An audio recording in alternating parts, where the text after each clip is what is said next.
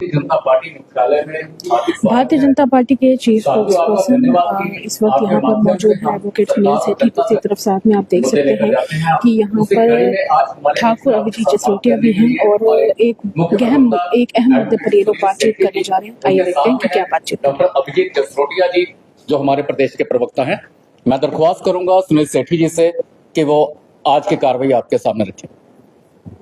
साथियों, आपका सबका स्वागत है। आज पिछले कुछ दिनों से जम्मू कश्मीर में घटना चक्र जो है काफी तेजी से जो है वो बदला है और जो पहलगाम में आतंकी हमला हुआ जिसने पूरी इंसानियत को शर्मसार किया, उसके चलते हुए जो हालात बने जम्मू कश्मीर में और पूरे भारत में, वो चिंता का विषय है। इतनी बड़ी आतंकी वारदात होना जिसमें 27 लोगों की जान गई और उस जगह पे हमला होना जो कि अमरनाथ यात्रा का बेस कैंप है, ये दिल दहला देने वाला भी था। पूरे राष्ट्र जो है वो देख रहा है इस टाइम पे कि घटना चक्र जो है वो कितनी तेजी से बदल रहा है और आगे की क्या हालात बनने वाले। भारतीय सरकार ने कड़ा कदम उठाते हुए इंडस वाटर ट्रीटी को कैंसिल किया। खासकर जम्मू कश्मीर से तो लोगों की बड़ी देर से मांग थी कि सिंधु जल संधि जम्मू कश्मीर के इंटरेस्ट के अगेंस्ट है, इसको निरस्त करना चाहिए ताकि जम्मू कश्मीर के लोग भी पानी का इस्तेमाल कर सकें अपनी बेहतरी के लिए। इस कठिन हालात में एक कड़ा फैसला भारत सरकार ने जो लिया इंडस वाटर ट्रीटी को कैंसिल करने वाला, उससे न सिर्फ भारत में खासकर जम्मू कश्मीर में लोगों को फायदा होगा बल्कि पाकिस्तान को भी सबक मिलेगा। पानी और खून इकट्ठे नहीं बह सकते, संदेश जो है वो साफ है। आप पानी इस्तेमाल करोगे भारत का और भारत में खून की नदियां बहाने की कोशिश करोगे, ये नहीं चलेगा। जो पाकिस्तान ने कदम उठाया कि शिमला एग्रीमेंट को निरस्त किया, अबेंस में रखा, उससे भारत को कोई फर्क नहीं पड़ता। हमारा तो ये मानना है कि शिमला एग्रीमेंट जो है वो भारत के इंटरेस्ट के अगेंस्ट ही था। उन हालात में शिमला एग्रीमेंट करना जबकि हम जीते हुए थे बांग्लादेश को अलग करवा के, 90,000 पाकिस्तानी हमारी कैद में थे फौजी। उन हालात में इस तरह का समझौता जो है, इससे बेहतर समझौता जो है वो होना चाहिए। लेकिन जैसे बिल्टअप हो रहा है हिंदुस्तान और पाकिस्तान के बीच में, युद्ध की आशंकाएं जो है वो लगाई जा रही हैं, कयास लग रहे हैं कि युद्ध हो सकता है भारत और पाकिस्तान के बीच में। हमारा ये कहना है कि भारत कोई युद्ध के लिए आतुर नहीं है, युद्ध कोई आखिरी विकल्प भी नहीं होता। लेकिन अगर पाकिस्तान को युद्ध से ही समझाया जा सकता है, अगर पाकिस्तान युद्ध ही करना चाहता है, तो फिर पाकिस्तान को जवाब जो है जैसा देना चाहिए उससे ज्यादा कड़ा जवाब जो है वो भारत देने में सक्षम है। अब हमने ये भी समझ लिया कि आतंकवाद की फसल को सिर्फ ऊपर से नहीं काटा जा सकता। जब तक उसकी जड़ें समाप्त नहीं होंगी, आतंक का पौधा जो है वो फलता रहेगा। सिर्फ कुछ आतंकवादियों को मारना जो भारत की धरती में आए और उससे लगे कि शांति की स्थापना हो जाएगी, आतंकवाद खत्म हो जाएगा, हमको वक्त ने समझाया कि ऐसा नहीं हो रहा। जब तक आतंक के आका जिंदा है, जहां से आतंक की फसल बन रही है, जब तक वो खत्म नहीं होगा, वो ध्वस्त नहीं होगा, आतंकवाद का किला ध्वस्त नहीं होगा, तो आतंकी जो है वो यहां पे आते रहेंगे। इसलिए संदेश साफ था कि सिर्फ आतंक की बात नहीं, जो आतंक का पूरा स्ट्रक्चर है उसको खत्म करने की जरूरत है। और हम सभी जानते हैं कि आतंक का स्ट्रक्चर जो है वो कहां से चल रहा है। समय है सख्त फैसले लेने का, और सख्त फैसले लेने के लिए हमारी लीडरशिप जो है वो सख्त है, सक्षम है। और जहां पे मैं देखता हूं, जहां पाकिस्तान की जनता पाकिस्तान की गवर्नमेंट के साथ नहीं है, पाकिस्तान में आंतरिक कला है, बलूचिस्तान में अलग आवाजें उठ रही हैं आजादी की, सिंध से अलग आवाजें उठ रही हैं आजादी की। भारत में सारे भारतवासी एकजुट होकर अपनी फौज के साथ, अपनी गवर्नमेंट के साथ हैं।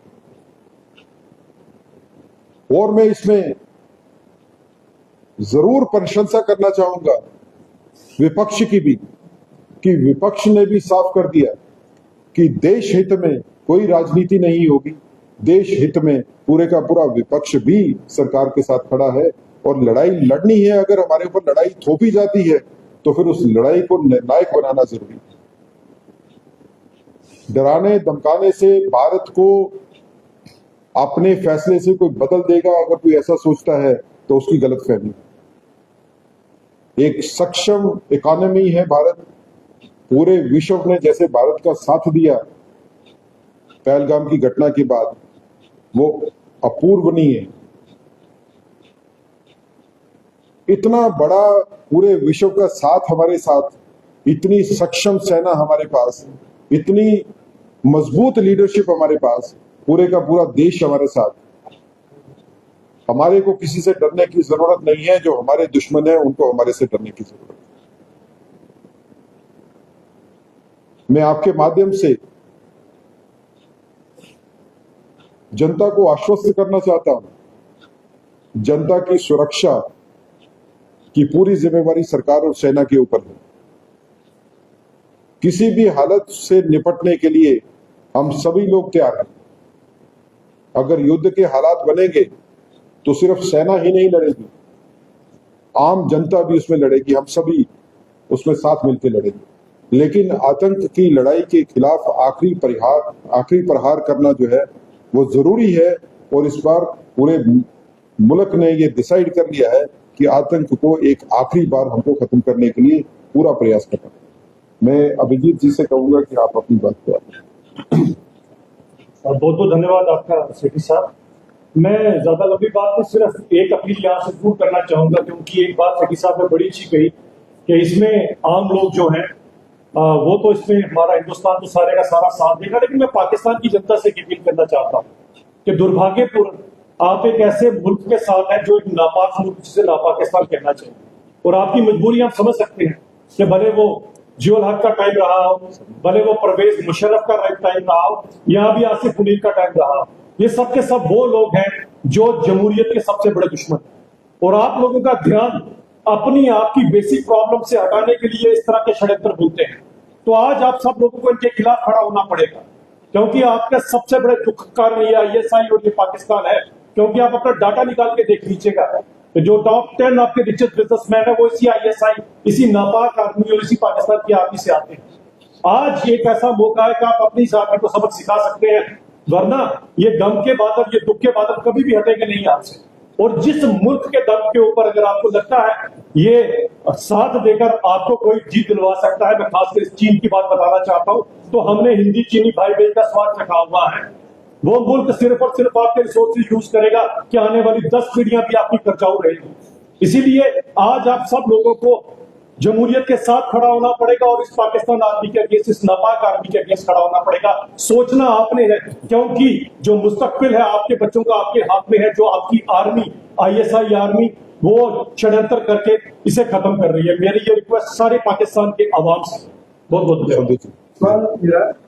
नो डाउट के जो आतंकवादियों ने घटना किया, इतनी कड़ी निंदा की जाए तो कम है, और उनको जहन्नम में पहुंचाना भी हमारा, ये हमारी सेना का वो है। उन्होंने कहा है कि उनको जहन्नम में पहुंचाए, लेकिन फिर सब 18 दिन पहले ये बताया गया था, की रिपोर्ट है कि जहाँ पे कुछ बड़ा होने वाला है। ऐसे में जिनकी लापरवाही के कारण ये इतनी बड़ी घटना हुई, उनके ऊपर कोई कार्रवाई की, वो अफसर चाहे वो पुलिस के हों चाहे दूसरे हों, क्या उसके ऊपर कोई कार्रवाई की गई?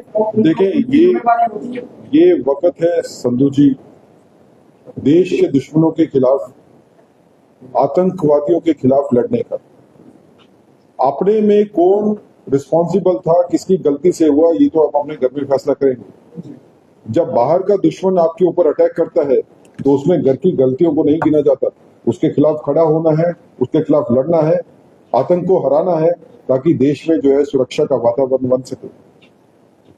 मैं ये कहूंगा कि पिछले कुछ दिनों के घटना चक्र में जैसे इतनी बड़ी संख्या में पाकिस्तानी सामने आए कि जो बगैर किसी परमिशन के इस देश में रह रहे हैं, कोई वीजा पे आता है, 1 महीने के वीजा पे आता है, उसके बाद आके यहां से वापस जाता ही नहीं, यहीं पे रुका हुआ है।